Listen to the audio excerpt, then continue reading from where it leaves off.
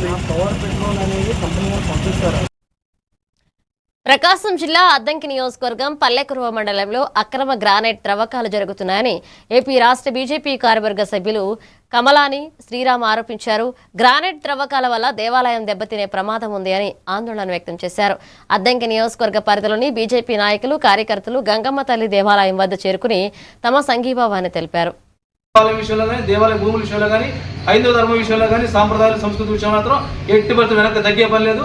ప్రాణాలకు ఒడ్డైనా సరే ఇక్కడ జరిగే చిన్న నష్టాన్ని కూడా అది పెద్ద చర్యగా భావించి ఆ యాజమాన్యం మీద చర్యలు తీసుకోవాల్సిందిగా, ఈ గ్రానైట్ యజమానులకు హెచ్చరికలు జారీ చేయవలసిందిగా, ఈ గ్రానైట్ యొక్క మైనింగ్ ఆపవలసిందిగా ఖచ్చితంగా రాష్ట్ర గనుల కమిషనర్ కలవడం జరుగుతున్నారు. మాకు సంతోషం. ఇక్కడ దాంతోపాటుగా మాకు వచ్చిన ఫిర్యాదులు ఏంటంటే, ఎంతో మంది వలస కూలీలు ఎక్కడ బీహార్, బెంగాల్ నుంచి పనిచేస్తున్నారు. వాళ్ళకి సరైన భద్రతా ప్రమాణాలు ఎటువంటి పాటిస్తున్నట్టు కనపడలేదు. ఇక్కడ పోయి సంవత్సరం కూడా మనకు దాదాపుగా 10-15 మంది చనిపోయారు. ఒక లెక్కలో మాత్రం 3 మాత్రం ఉన్నట్లు కనపడుతుంది.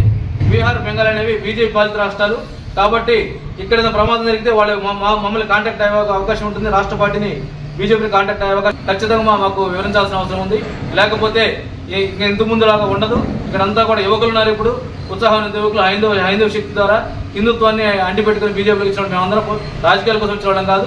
కాబట్టి హిందుత్వానికి, మన సాంప్రదాయాలకు, సంస్కృతికి ఏ చిన్న ఇబ్బంది అయినా సరే కథన రంగంలో దిగి మీ అందరినీ ఇక్కడ తవ్వకాలు ఆపే విధంగా చేయవలసి వస్తుంది. కాబట్టి మా విజ్ఞప్తిని గమనించేసినట్టే మా మండల ప్రధాన కార్యదర్శి మరి బాబు, మా ఎస్సీ మోర్చా అధ్యక్షులు ఎండ్రాజపల్లి సుబ్బారావు గారు, మైనార్టీ మోర్చా అధ్యక్షులు స్తుబాని గారు, మా యువ మోర్చా అధ్యక్షులు దుబ్బాటి నరేంద్ర గారు, మా మండల కార్యదర్శి బొమ్మినేని వెంకటరావు గారు, పూజారి గారికి అందరికీ నమస్కారం తెలియజేస్తున్నాం. ఇక్కడ ఏ చిన్న ఇబ్బంది జరిగినా మాకు ఇన్ఫార్మ్ చేయవలసిందిగా పూజారి గారిని కోరుకుంటున్నాం.